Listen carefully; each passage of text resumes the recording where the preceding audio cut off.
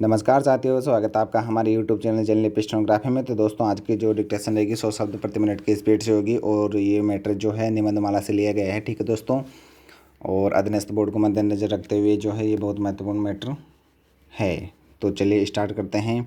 Dictation start हो गया अपने 3 सेकंड बाद, और इसकी PDF जो है आपको हमारे टेलीग्राम चैनल पर मिल जाएगी, जिसका लिंक डिस्क्रिप्शन में दे दिया गया है। ठीक है दोस्तों, स्टार्ट।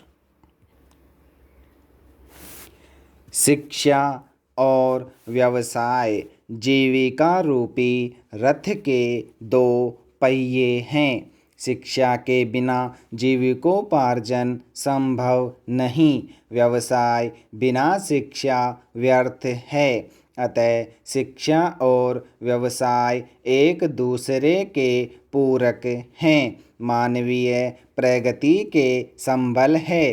राष्ट्रीय विकास के उपकरण है। आर्थिक उन्नति के परिचायक है। प्राचीन युग में शिक्षा ग्रहण करने का उद्देश्य ज्ञानार्जन करना था, इसलिए सिद्धांत वाक्य बना, ज्ञान मनुष्य का तृतीय नेत्र है। उस समय शिक्षा केवल धनोपार्जन का माध्यम नहीं थी। हाँ, विद्या अर्थकरी होनी चाहिए, यह विचार निश्चित ही था।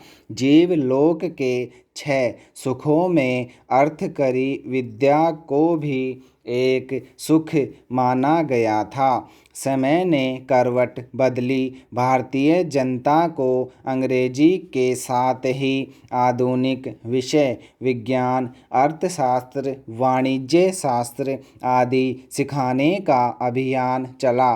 लॉर्ड मैकाले योजना की क्रियान्वित हुई। भारत में अंग्रेजी शिक्षण संस्थाओं का जाल तो फैला, किंतु वह जीवन यापन की दृष्टि से अयोग्य रहीं।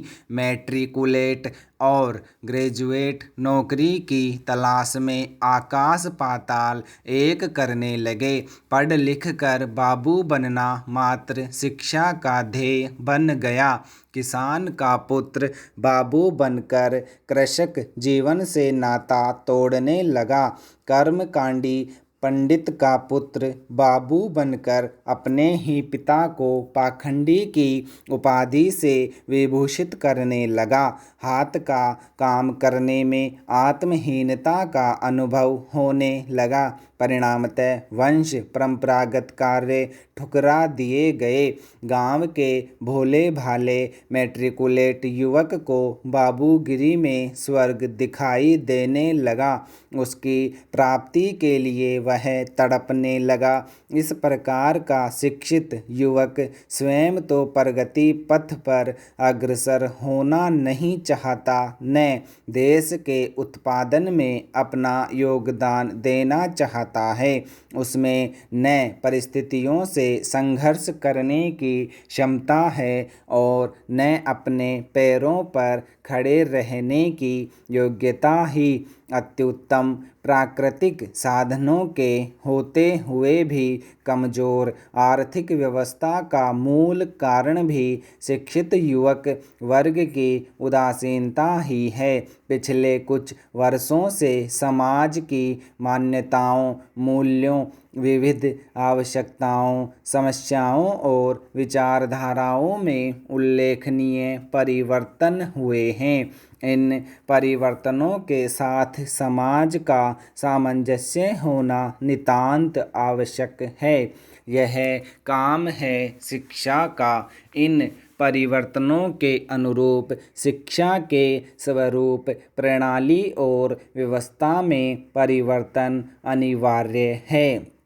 यह परिवर्तन है शिक्षा व्यवस्था को अधिक उपयोगी, व्यावहारिक तथा जीविकोपार्जन का माध्यम बनाना। पैरा सन 1919 में सैडलर आयोग ने 1948-49 में राधाकृष्णन आयोग ने 1952 में मुदालियर कमीशन ने 1964-66 में कोठरी आयोग ने 1990 में राममूर्ति तथा 1992 में जनार्दन रेड्डी समिति ने शिक्षा का व्यवसायीकरण करने का सुझाव दिया। व्यावसायिक शिक्षा अथवा शिक्षा का व्यवसायीकरण का अर्थ क्या है? सामान्य शिक्षा के साथ साथ सामाजिक आर्थिक जीवन के लिए उपयोगी शिल्पों एवं व्यवसाय का ज्ञान प्राप्त करना शिक्षा का व्यवसायीकरण है।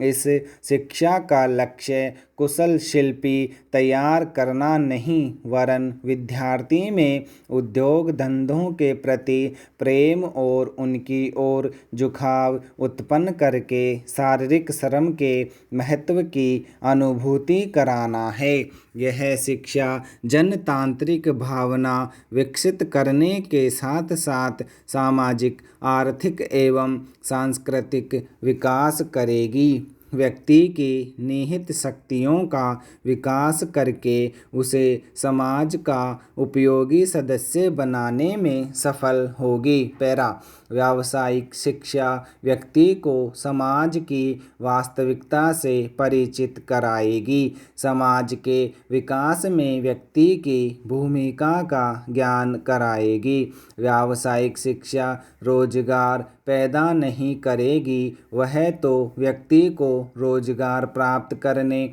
अथवा स्वतंत्र रूप से अपनी जीविका अर्जित कराने में सहायक होगी। व्यावसायिक शिक्षा से व्यक्ति का दृष्टिकोण व्यापक होगा, फलस्वरूप वह स्वाध्याय एवं स्वानुभव द्वारा उच्चतम उपलब्धियां प्राप्त करने में समर्थ होगा। पैरा यदि हम राष्ट्र की विकासशीलता से अभीष्ट परिणाम चाहते हैं तो सामान्य शिक्षा के साथ श्रम के महत्व को प्रमुख स्थान देना होगा। शारीरिक श्रम को बौद्धिक श्रम के समकक्ष रखना होगा।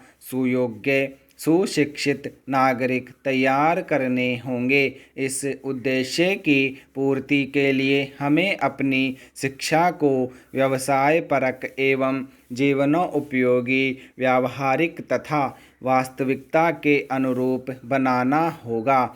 अब बुद्धि विलास की शिक्षा का वह युग बीत गया जबकि शिक्षा मनोरंजन का साधन मानी जाती थी। अब शिक्षा ज्ञानार्जन के साथ साथ मानव को मानवीय गुणों से युक्त बनाने वाली होनी चाहिए, जिससे वह सभी प्राणियों का क्षमता की दृष्टि से विकास करने का प्रयास करे। पैरा व्यावसायिक शिक्षा की दृष्टि से आज देश में IIT, तकनीकी शिक्षा, औद्योगिक प्रशिक्षण केंद्र, कृषि विश्वविद्यालयों तथा वैज्ञानिक संस्थानों का जाल सा बिछ रहा है।